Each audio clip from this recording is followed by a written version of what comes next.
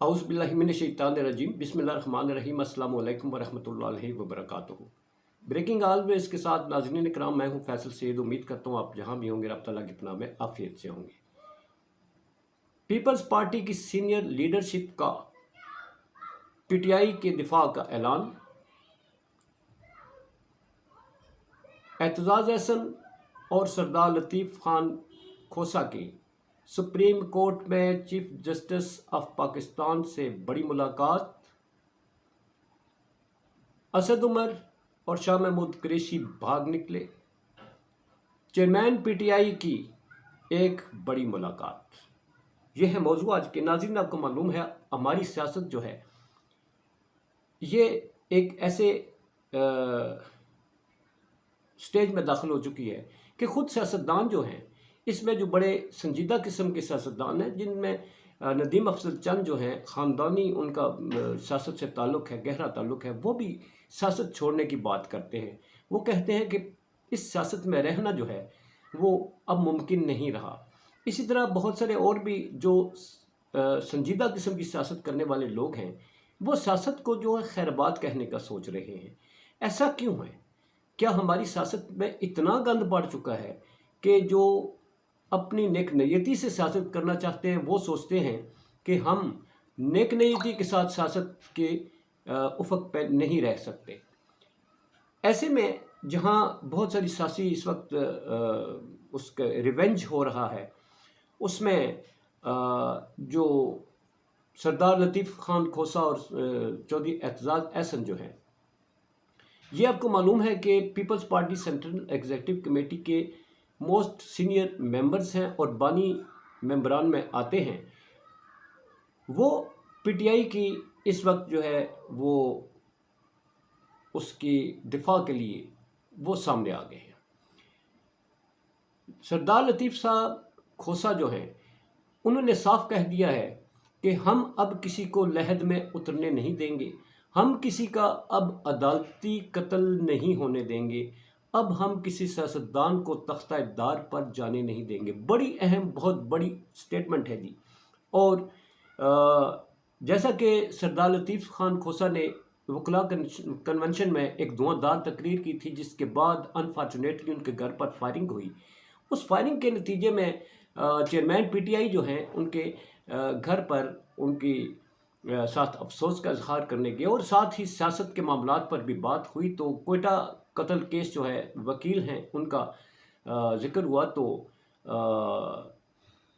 Chairman PTI ने सरदार साहब से बोला कि इसमें अगर आप फाइट करें, तो सरदार साहब ने उस को चैलेंज समझते हुए कबूल किया जी। और उन्होंने कहा कि मैं ख़ुद कोयटा जाकर इस केस की पैरवी करूँगा। ना सिर्फ मैं बल्कि मेरी जो बार कौंसिल है वो भी इस सिलसिले में लॉ चैम्बर है, आपको मालूम है सरदार साहब का, वो लॉ चैम्बर जो है वो सारे केसेस के साथ आपकी मुआवनत करेगा। एक बहुत बड़ा जनाब इस वक्त लीगल सपोर्ट जो है वो चेयरमैन पीटीआई को मिली है। दूसरी तरफ चौधरी एतजाज़ अहसन साहब, वो इस वक्त जो फौजी अदालतें हैं उनके क़याम के लिए वो सुप्रीम कोर्ट में अपनी अपील पटिशन दायर कर चुके हैं और उस पटिशन को बाकायदा समाअत के लिए मुकर्रर भी कर दिया गया है। उसको एक्सेप्ट कर लिया गया है, उसको रिजेक्ट नहीं किया, उसको एडमिट करते हुए सुप्रीम कोर्ट में बाकायदा इसकी समाअत जो है वो आइंदा चंद दिनों में होगी। ये इतने अहम मामलात हैं नाजरीन। पीपल्स पार्टी के दोनों सीनियर तरीन जो हैं वो इस वक्त वकला जो हैं वो पीटीआई के केसेस की पैरवी के लिए मैदान में आ चुके हैं। फौजी अदालतें, जैसा कि वहाँ कहा गया है कि इंसानी हकूक़ की खिलाफ वर्जियाँ हैं और सिविलियन का जो है वो मिलिट्री कोर्ट्स में ट्रायल नहीं किया जा सकता, क्योंकि वहाँ सफाई का मौका नहीं दिया जाता। और दूसरी तरफ जो सरदार लतीफ़ खान खोसा हैं और एतजाज़ अहसन साहब है, उन्होंने आज अचानक सुप्रीम कोर्ट में जाकर चीफ जस्टिस ऑफ पाकिस्तान से मुलाकात की और उस मुलाकात का अहवाल ये बताया जाता है कि जो पेंडिंग केसेस हैं इस वक्त नाजरीन, सुप्रीम कोर्ट में तकरीबन 56,000 केसेस पेंडिंग है सिर्फ इन सियासी मामलात को देखते हुए, और जिसमें इंतहाई अहम केसेस हैं वो पेंडिंग हुए हैं। اب کچھ کیسز آتے ہیں جن کو پرائرٹی پہ ریکویسٹ ہوتی ہے، جو متاثرین ہوتے ہیں کہ ہمارا جلدی کیس سن لیں، کسی کی جائیداد پہ قبضہ ہوتا ہے، کسی کے انصاف کا معاملہ ہوتا ہے، تو وہ کیسز پینڈنگ ہیں۔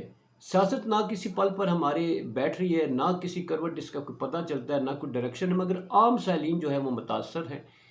اور اس سلسلے میں اس کیس کے حوالے سے بھی کہا گیا ہوگا کہ جناب اس کیس کو بھی جلدی سے سنا جائے، اور اس سلسلے میں آپ کو معلوم ہے کہ یہ سینئر موسٹ اس وقت لیگل کمیونٹی میں جانے پہچانے بڑے نام ہیں، اور ان کی ملاقات بھی بڑی اہمیت کی حامل ہے۔ دوسری طرف آتے ہیں ناظرین کے پکڑ دکڑ کا سلسلہ جاری ہے، اور کچھ لوگ جو ہیں ابھی دبے دبے الفاظ میں پی ٹی آئی کے ساتھ جو ہے وہ جڑے رہنے کا بھی عندیہ دیتے ہیں۔ چیئرمین شاہ محمود قریشی صاحب تو ابھی تک انہوں نے کوئی سٹیٹمنٹ نہیں دی، وہ اس کے ساتھ ہی کھڑے، وہ مذاکرات بھی کرتے ہیں، وہ ایک طرح کی برج کا کام بھی کر رہے ہیں۔ اسد عمر صاحب جو ہیں وہ بھی کچھ عندیہ دے چکے ہیں اسی طرح کا۔ تو آج ان کی پیشی تھی عدالت میں پیشی تھی، تو ان کی ضمانتیں ریجیکٹ ہو گئی۔ ضمانتیں ریجیکٹ ہوتے ہی دونوں وہاں سے آپ سپیڈ دیکھیں ناظرین، ایسی سپیڈ، میں کہتا ہوں ایک پولیس کا خوف ہوتا ہے اور ایک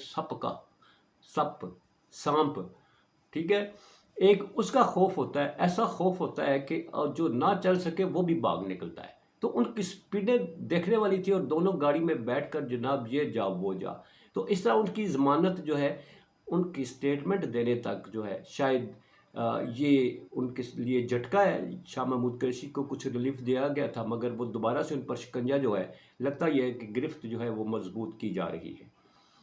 ناظرین، آنے والے دن بہت اہم ہوتے جا رہے ہیں، کیونکہ الیکشنوں کو لے کر اگر دیکھا جائے تو وہ پینڈنگ کرنے کا نون لیگ اور پیپلز پارٹی میں اس وقت ایک بہت بڑا محاذ کھل چکا ہے۔ اس پہ پھر وی لاگ پہ بات کریں گے نیکسٹ۔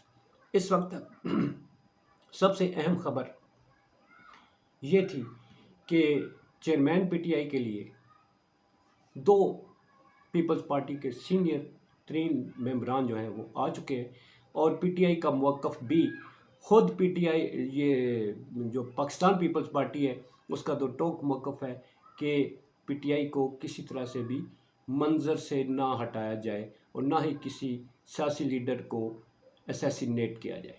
اسی کے ساتھ اجازت چاہوں گا، اپنے بہت سارا خیال رکھیے۔ پاکستان زندہ باد، پاک افواج پائندہ باد۔